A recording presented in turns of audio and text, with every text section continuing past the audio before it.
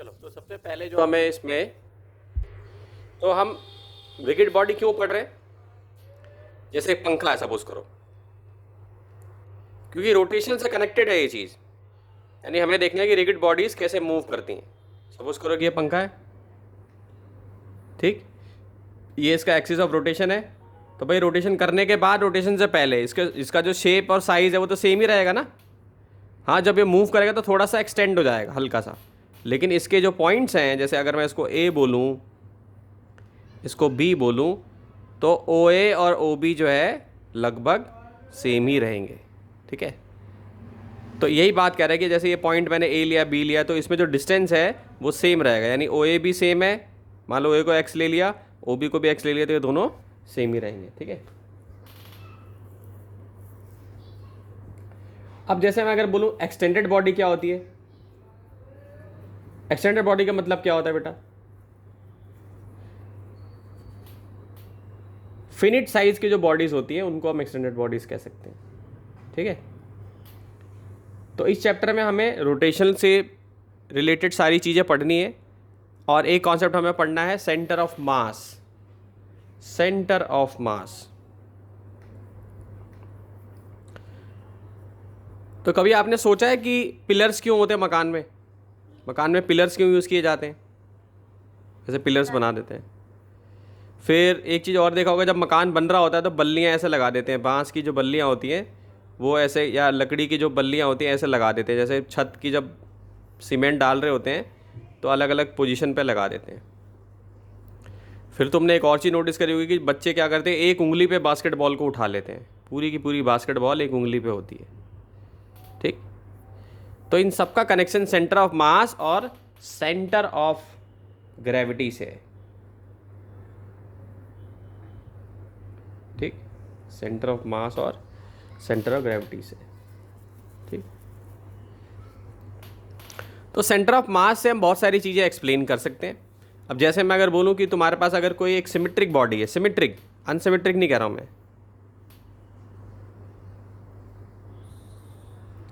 तो यहां इसको कट कर लिया, यहां पे अगर आप कोई चीज़ रख दोगे तो ये सीधा खड़ा हो जाएगा। ठीक है,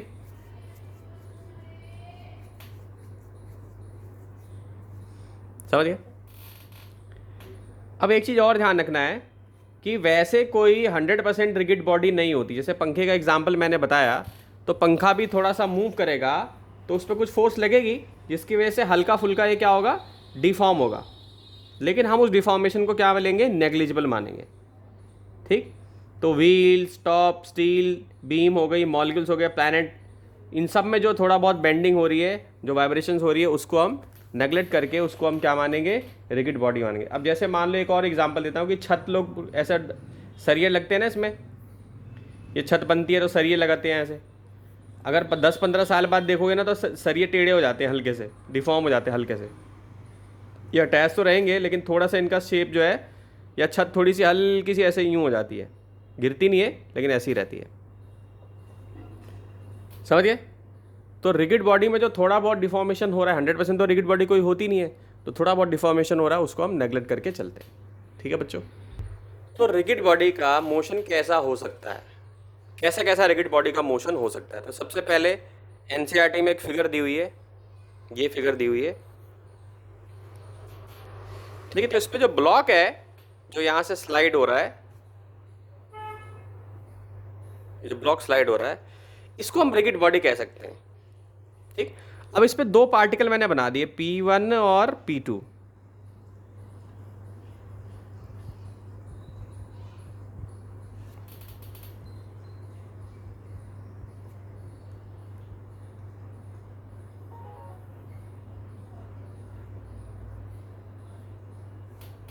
ठीक, ये थीटा हो गया,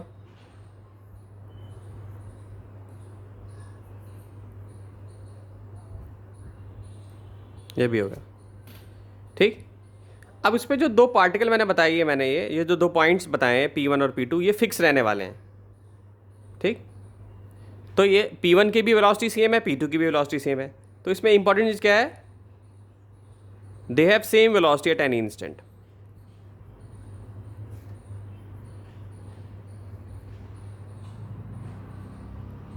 velocity at any instant. Understood? तो ये जो बॉडी है ना, ये जो बॉडी है ना, ब्लॉक जो है, ब्लॉक यहां पे प्योर ट्रांसलेशनल मोशन में है।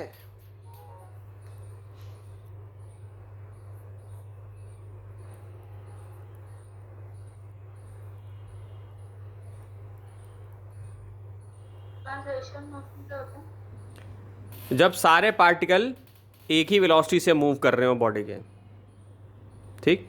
तो इसकी अब डेफिनेशन लिखवा रहा हूं। So in pure translational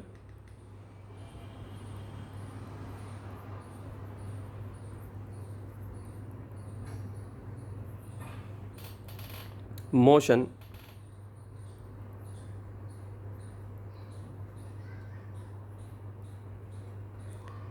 at any instant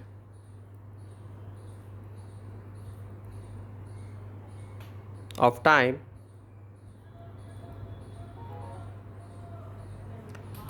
every particle of the body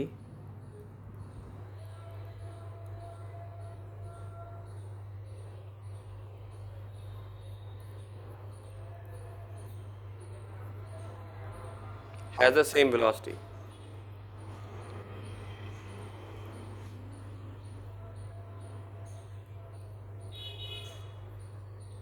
ठीक है, ठीक, यानी सबकी वेलोसिटी सेम है, इस पार्टिकल की भी सेम है, इस पार्टिकल की भी सेम वेलोसिटी है। लिख लो उसको। अब हम दूसरी बॉडी ले लेते हैं, बॉडी 2 ले लेते हैं।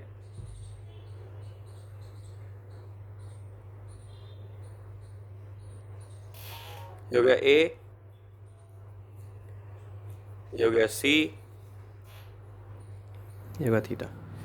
तो इस केस में जो बॉडी है उसमें रोलिंग मोशन हो रहा है।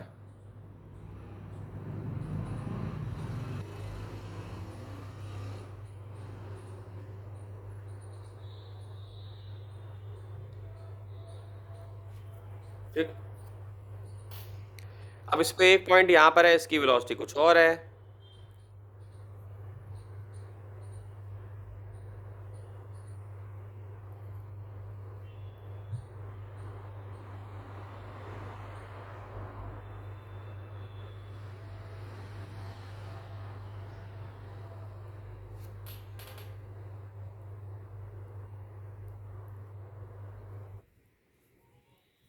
यहाँ पे P3 है, P1 है, P2 है,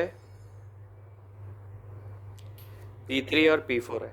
ठीक, ये थीटा है। तो इस केस में क्या हो रहा है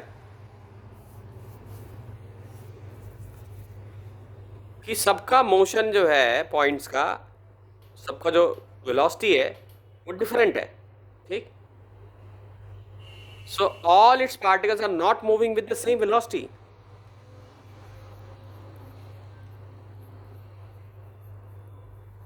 Not all its particles are not moving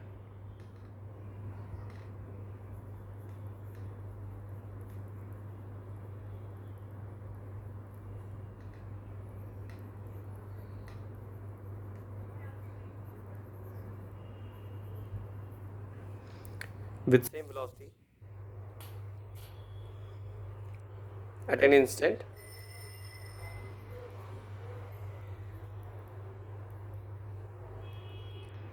so the body therefore is not in pure translation.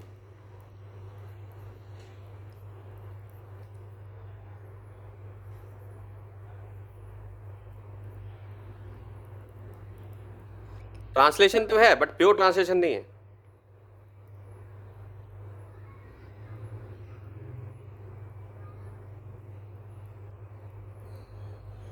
Understood? So pure translation ही नहीं है। ठीक, बेसिकली ट्रांसलेशन होता क्या है? ये ओनली ट्रांसलेशन मोशन प्योर नहीं है, प्लस कुछ और भी हम इसमें ऐड कर सकते हैं साथ में। ठीक। ठीक है। कुछ बॉडीज़ ऐसी होती है रिगिड बॉडी की जो इतनी ज़्यादा कंस्ट्रेंट होती हैं कि उसमें ट्रांसलेशन मोशन हो ही नहीं सकता। ठीक। तो जैसे आप क्या करो उस केस के लिए, आप क्या करो, कंस्ट्रेंट करने के लिए आपको रिगिड बॉडी को कंस्ट्रेंट करना है अगर, तो उसको आप कहीं पे लटका दो। ठीक है। तो उस बॉडी का क्या होगा, केवल जैसे पंखा है, इसको लटका दिया हमने यहाँ से,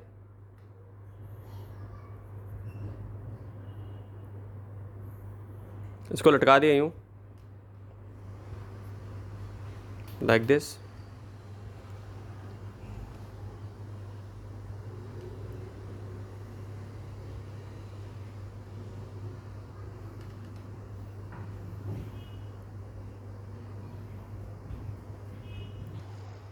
ठीक। तो इस रिगिड बॉडी का केवल एक ही मोशन हो पाएगा, ये वाला। ठीक। केवल रोटेशन, और इसका ये एक्सिस ऑफ रोटेशन हो जाएगा।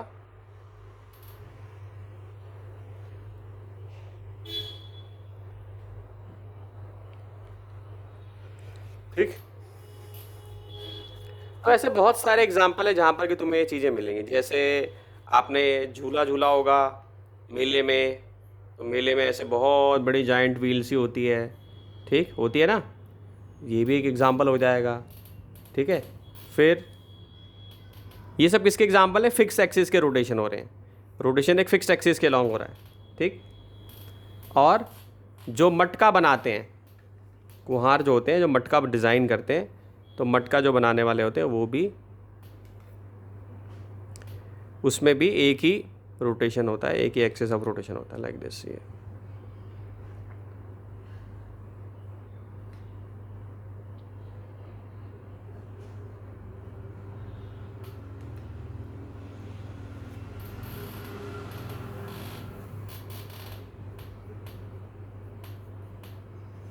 ठीक, ये हो गया।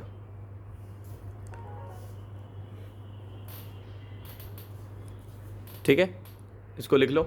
ठीक है। तो इसका मतलब क्या है कि कैरेक्टरिस्टिक क्या होनी चाहिए, क्या करेक्टराइज करता है कि रोटेशन हो रहा है।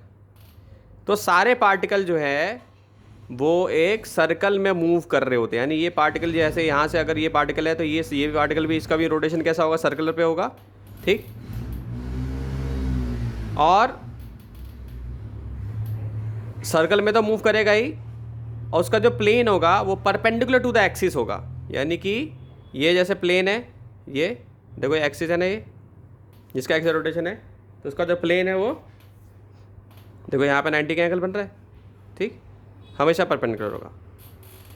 और उसका सेंटर कहाँ पे होगा, ऑन द एक्सिस। यानी जैसे अगर मान लो मैंने रोटेट करा है, जैसे ये बॉडी बना रहा हूँ मैं, देखो बड़ी बड़ी सी बॉडी बना लेता हूँ। देखो ये ले लिया मैंने एक, ये ले लिया P2, ये ले लिया C2। ठीक, P2 ले लिया, C2 ले लिया, C1 ले लिया, P1 ले लिया मैंने।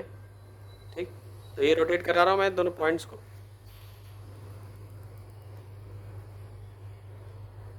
ठीक, ये क्या हो जाएगा, P3,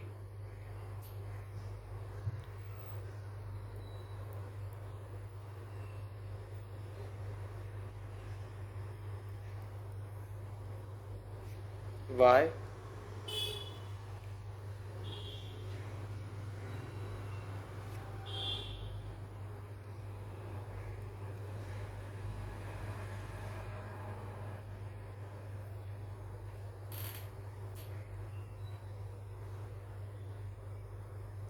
ये Z होगा। ठीक है। सो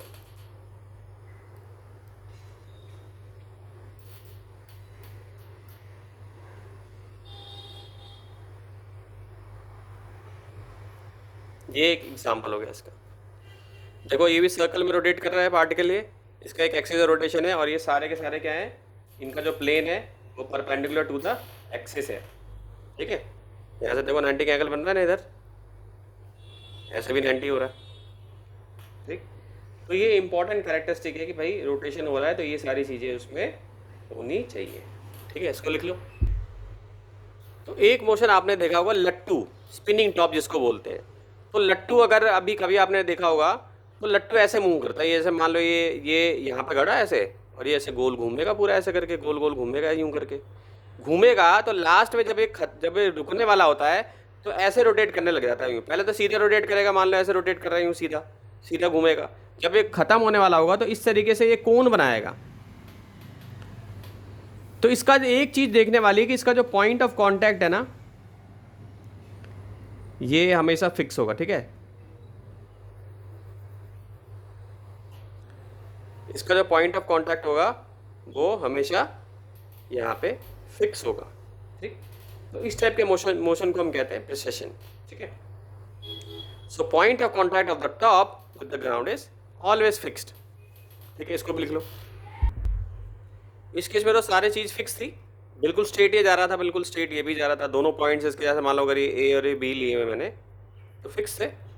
इसमें भी ए इसमें बी लिया तो फिक्स है, इसमें भी ए और इसमें बी लिया तो फिक्स है, और इसमें यहाँ पे फिक्स नहीं है। ठीक है, तो यहाँ पे ट्रांसलेशन भी हो रहा है रोटेशन, लेकिन प्योर ट्रांसलेशन नहीं है। समझ आई बात? प्योर ट्रांसलेशन नहीं है। अंडरस्टूड? हाँ ठीक है सर। तो ये जो यहाँ पे मैंने समझाया है वही चीज़ मैंने यहाँ पे लिखवाया है कि जो रिगिड बॉडी है अगर वो कहीं से अटकी हुई नहीं है, कहीं से फिक्स नहीं है, तो या तो वो प्योर ट्रांसलेशन होगी, ठीक है, या फिर ट्रांसलेशन और रोटेशन होगी। प्योर ट्रांसलेशन के लिए कंडीशन क्या होनी चाहिए कि बिल्कुल सीधा ही रहेगा ये। जैसे मान लो मेरे पास एक बॉल पेन है, इसको मैंने फेंका तो ये बिल्कुल सीधा ही गया, ऐसे सीधा ही गया, ऐसे सीधा ही गया।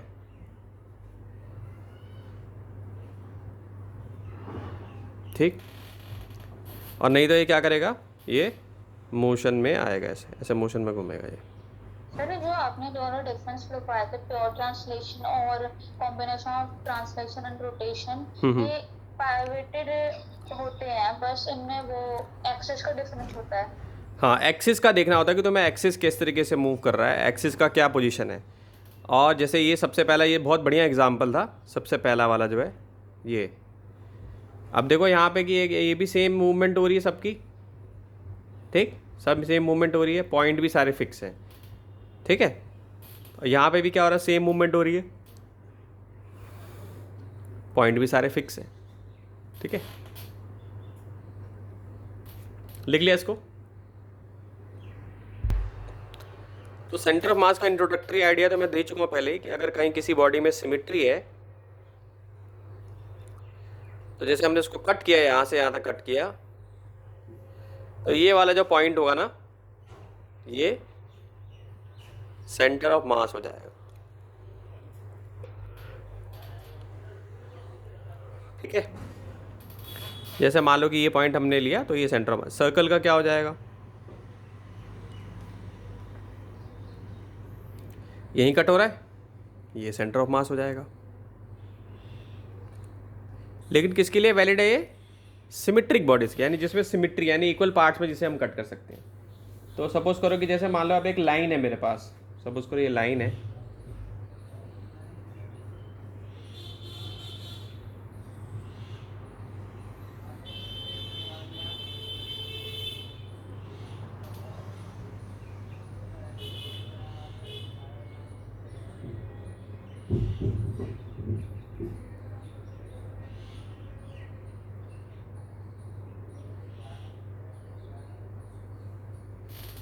एक्स है,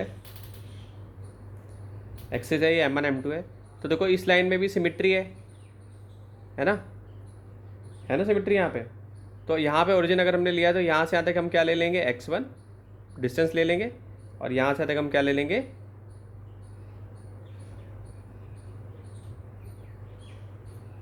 x2 डिस्टेंस ले लेंगे, ठीक है, ठीक। और इसका ये सेंटर ऑफ मास यहाँ पे निकल गया, मान लो ये x हो गया तुम्हारा। तो सेंटर ऑफ मास कैसे निकलेगा, जो मास है और जो उसका ओरिजिन से डिस्टेंस है। तो मास कितना है, m1 है, ओरिजिन से डिस्टेंस कितना है, x1 है, और मास कितना है, m2 है। और ओरिजिन से डिस्टेंस कितना है, x2 है, और नीचे क्या लिख लूँगा मैं, m1 + m2।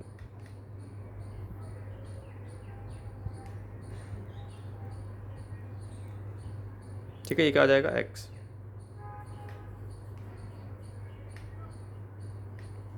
तो इसको सॉल्व करने पे जो पॉइंट आएगा, हाँ x सेंटीमीटर, ये x सेंटीमीटर, ये सेंटर ऑफ मास का जो पॉइंट है, पॉइंट को डोनेट करने के लिए मैंने डिनोट करने के लिए xcm लिया है इसको।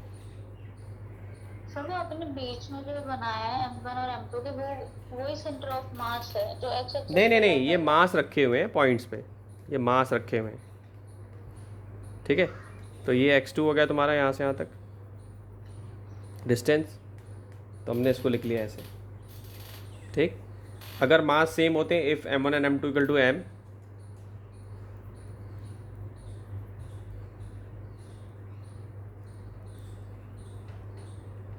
देन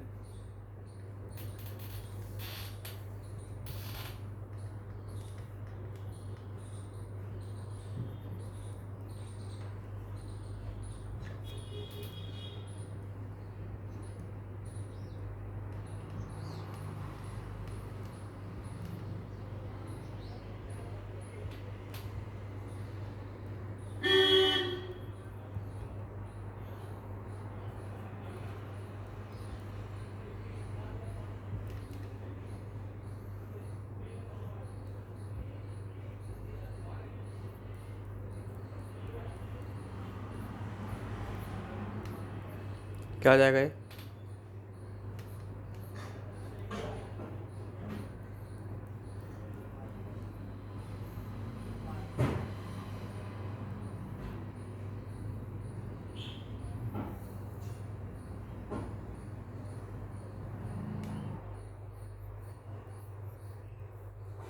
ये हो जाएगा। अगर y के लिए देखना है तो y के लिए भी यही हो जाएगा, my1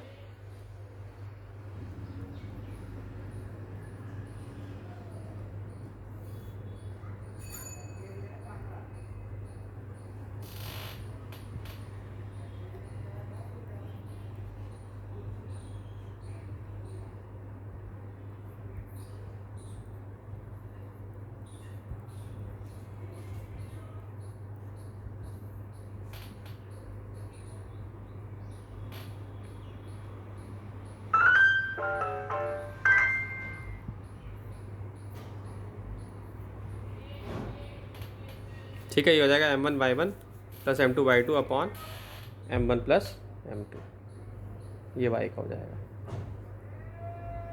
ठीक, एक क्वेश्चन करते हैं, एग्जाम्पल 7.2।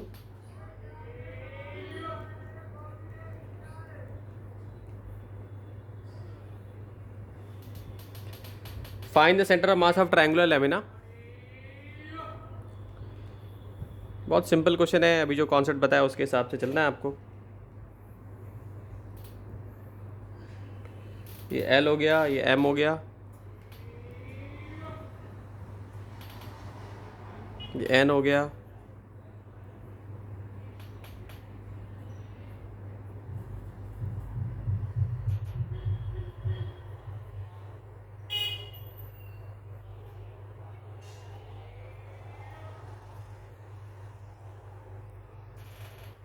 ये R हो गया, G हो गया,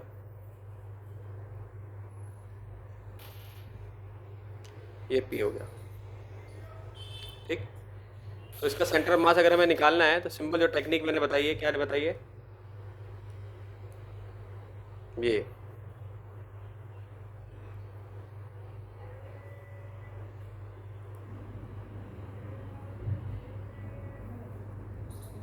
तो ये इसका सेंटर मास हो जाएगा, ये जो डॉट बना रहा हूँ मैं।